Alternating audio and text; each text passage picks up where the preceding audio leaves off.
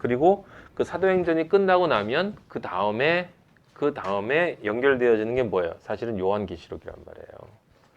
네? 사도행전이 끝나고 나면 그렇게 전도하더라라고 하는 말이 쭉 이어지는 그 사이에 그 전도를 위해서 필요한 진리들이 수많은 서간들이 거기 중간에 있잖아요. 그죠?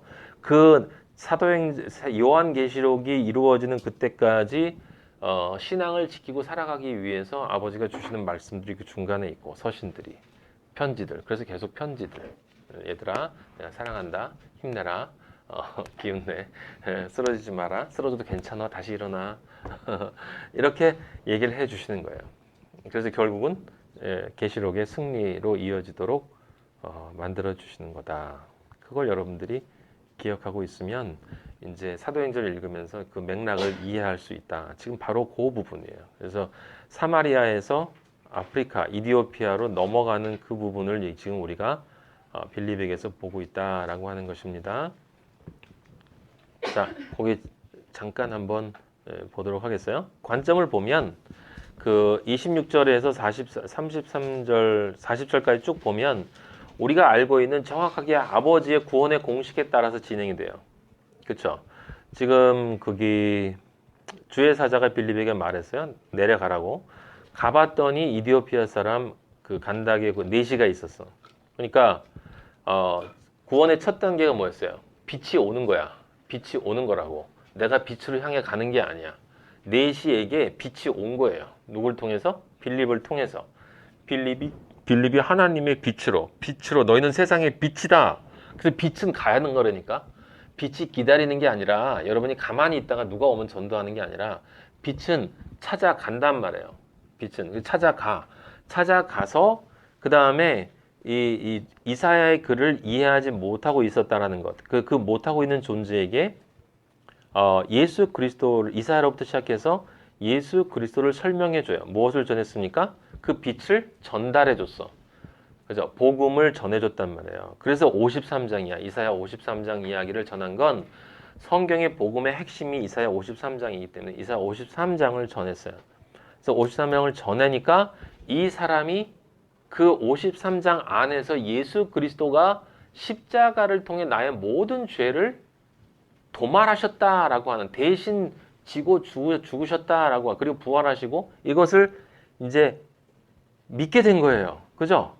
믿게 돼서 그래가지고 이제 세례를 받고 싶다라고 이야기를 한 거죠. 거기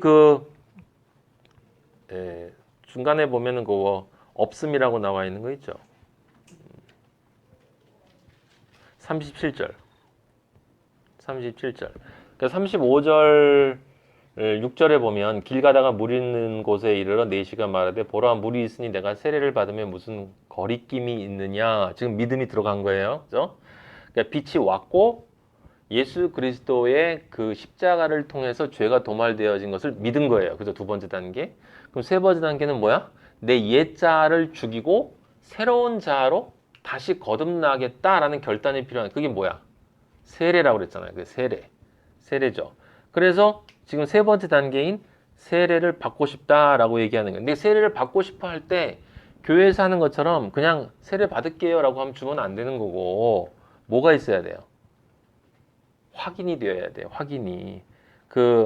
여기 우리 개역 개정에는 나와 있지 않은데 제가 킹 제임스 버전, 미국 킹 제임스 버전, 원래 영국 성경을 보니까 거기는 영어로 이렇게 쓰여 있어요. 37절이. 번역을 하면 이렇게. 빌립이 말하되 만일 그대가 마음을 다하여 믿으면 세례 받을 수 있느니라 하니 내시가 응답하여 이르되 예수 그리스도가 하나님의 아들임을 내가 믿노라 하니라. 이게 킹 제임스 버전에는 영어로 쓰여 있어요. 나중에 한번 찾아보세요. 그럼 한글 개정에는 없잖아. 개역 개정에는 없잖아요. 그럼 이게 엉터리 아니야? 라고 생각할 수 있을지 모르지만 진리를 아는 사람에게 이게 문제가 되지 않아. 이 사람이 이걸 말했건 안 말했건 중요하잖아. 왜 그래요? 왜냐하면 열매가 있기 때문에. 열매를 보면 8장 39절 보세요. 39절 보면 둘이 물에서 올라올새 주의 영이 빌립을 이끌어간지라. 내시는 그다음 뭐라고 써 있어요? 기쁘게 길을 감으로. 지금 무엇을 경험하고 있는 거야? 새롭게 창조된 거듭난 자의 기쁨이 온 거예요. 거듭난 자의 기쁨이 온 거예요. 기쁘게 길을 감으로 그를 다시 보지 못하니라. 지금 너무 기뻐서 빌립에게도 관심이 없어. 네. 이게 굉장히 중요한 거예요, 여러분. 그러니까 로마서 1장에 나와 있던 제가 옛날에 설명했던 성경 전체가 믿음에서 믿음으로 이르게 한다. 그거였죠. 그 첫 번째 믿음에서라고 하는 건 뭐야? 지금 얘기한 세 개 공식이었어. 그죠? 마음으로 믿는 것. 마음으로 믿는 것이 3단계였고. 그 다음에 나머지 셋은 뭐? 삶으로 믿는 것. 그죠? 그래서 믿음에서 믿음으로라고. 그래서 믿음에서 믿음으로라고 하는 이 말, 로마서의 말의 정확한 뜻이 그거예요, 여러분. 그걸 놓치면 절대로 안 돼. 그걸 꼭 설명을 해줘야 돼. 그러면 그것과 똑같은 것. 믿음에서 믿음으로 이르게 한다라는 말과 똑같은 말이 뭐냐면 우리가 보통 교회에서 얘기하는 믿음으로 반드시 믿음에는 뭐가 따라야 된다? 행위가 따라야 된다라는 말이야, 그게. 예? 마음의 믿음이 있고 존재와 삶의 믿음이 있단 말이에요. 믿음에서 믿음으로 이르게 한다. 근데 처음에 믿음은 내 영이 하나님의 진리를 받아들여서 그것으로 새롭게 거듭난 존재로 기뻐하는 상태인 거고, 그 다음에는 그런데 그 상태로 내가 세상을 살아갈 수 있어 없어? 못 살아가. 텅텅 비어있는 상태이기 때문에 반드시 누가 들어와? 귀신 7마리가 또 들어오게 돼 있어. 그래서 그 귀신 7마리가 들어오지 않으려면 여기에 누가 들어와야 돼? 성령이 들어와야 돼. 그래서 네 번째 오순절, 성령이 임재하는 하나님의 임재가 반드시 성령을 받는 게 이 네 번째 단계에서 있어야 되고, 이것이 있어야만 자기를 부인하는 5번째 단계와 마지막에 성령으로 승리하는 그 6번째 단계까지 그 믿음의 삶이 완성이 되는 거지. 그래서 믿음으로 믿음에 이르는 거고, 믿음이 있으면 행위가 나오는 거고. 자, 그 다음에 예수님이 니고데모에게 뭐라고 그랬어요? 너희가 반드시 무엇으로 거듭나야 하나님 나라 들어간다? 물과 성령으로. 똑같아. 다 같은 말이야. 물로 거듭난다는 건 뭐예요? 지금 여기 이 네시가 거듭난 게 물로 거듭났어. 그것이 구체적으로 몇 단계? 3단계. 그 다음에 성령으로 거듭나면 어떻게 돼? 성령으로 거듭나서 반드시 3단계를 거쳐서 6의 창조가 완성되면 7의 구원으로 들어가는 거야. 창세기 1장에 아버지가 언약하신 인류 창조의 공식이 누구든지 진리를 만나는 사람에게는 반드시 그대로 적용된다는 거야. 그래서 뭐가 있어야 되냐면 꼭 기쁨이 있어야 돼. 기쁨. 근데 지금 이 사람이 빌립에 대해서 관심이 없잖아요. 이게 왜 그러냐면 무슨 뜻이냐면 이런 거야. 우리가 전도를 할 때 우리는 어디에만 책임이 있냐면 진리를 전해요. 그럼 진리를 전하는데 나의 이성적인 설명으로 저 사람이 그걸 이해하고 받아들일 수 있는 게 아니다라고 제가 분명히 말씀드렸죠. 그 상대방도 자기가 그걸 받아들일지 안 받을지 알 수가 없다고 그랬어요. 왜냐하면 그 영이 반응을 해야 되는 거기 때문에 그 사람의 경험에서 나온 이성이 아는 게 아니라 대부분의 종교인들이나 착한 사람들은 이성이 반응을 해서 복음을 들으면 참 굉장히 참 좋은 소리네요. 정말 훌륭한 이야기네요. 정말 그럴 것 같네요. 라고 하지만 안에 있는 영은 세상을 좋아하는 경우가 많기 때문에 그 경우는 겉으로는 다 인정하지만 축복의 자리에 나오진 않는다고. 복음을 계속 듣지 않고 우리와 같은 길을 가지 않는단 말이에요. 그거는 아무 소용이. 그래서 우리는 전도하면, 진리를 전하면 누군가가 그 영이 살아서 반응을 하면, 제가 아까 얘기했던 그 선생처럼, 그러면 그게 굉장히 기쁘고 듣고 싶은 얘기를 하기. 지금 4시가 그렇잖아. 이디오피아 4시가 이게 정기적으로 온대요. 제가 지금 찾아보니까 오순절하고 6월절 때 이렇게 정기적으로 오는데, 어쨌든 여기 예배를 보러 왔는데 중요한 건 이 사람이 뭐야? 하나님한테 관심이 있었어. 관심이 있었다는 게 어떤 증거예요? 자기가 머리로 이해하지 못하고 있는데 읽고 있는 거야. 그러면 누가 관심을 가지고 있는 거야? 영이. 머리로는 이해가 안 돼. 근데 영은 그게 분명히 뭔가가 있다는 걸 알고 있는 거야. 이게 진리와 가깝다는 걸. 그래서 영은 그걸 자꾸 보게 되는데 머리로는 이해가 안 돼. 그러면 이걸 설명해 줄 수 있는 누군가 있어야 돼. 선생이. 그죠? 천국의 서기관이 있어야 돼. 근데 이 사람은 간절함이 있었단 말이에요. 우리 아버지가 얘기한 것처럼 나를 사랑하는 자가 나의 사랑을 입는다. 나를 찾는 자가, 간절히 찾는 자가 나를 만난다. 에? 그 주의 이름을, 누구든지 주의 이름을 부르는 자는 구원을 얻으리라. 에? 누구든지 문을 열고 나를 영접하면 내가 들어가서 그로 더불어 나는 그로 더불어 함께 먹는다라고 하는 말이든지, 그 모든 말들이 뜻하는 건 다른 게 아니라 그 영이 안에 있는 영이 하나님을 그리워하는 마음이 있다라는 걸 뜻하는 거예요. 그러니까 사실은 우리가 눈으로 봐서는 모르고 말로 대화해서도 모르고 저는 그런 경험을 우리는 늘 하잖아. 분명히 쟤는 하나님을 믿으려 같이 다 받아들이는 것 같은데 나중에 지나가 보면 찔끔찔끔 하더니 어떻게 이렇게 떨어져 나가버려요. 근데 어떤 친구는 전혀 아니고 좀 세상적인 애 같은데 말을 듣더니 휙 다가오는 친구들이 있어요.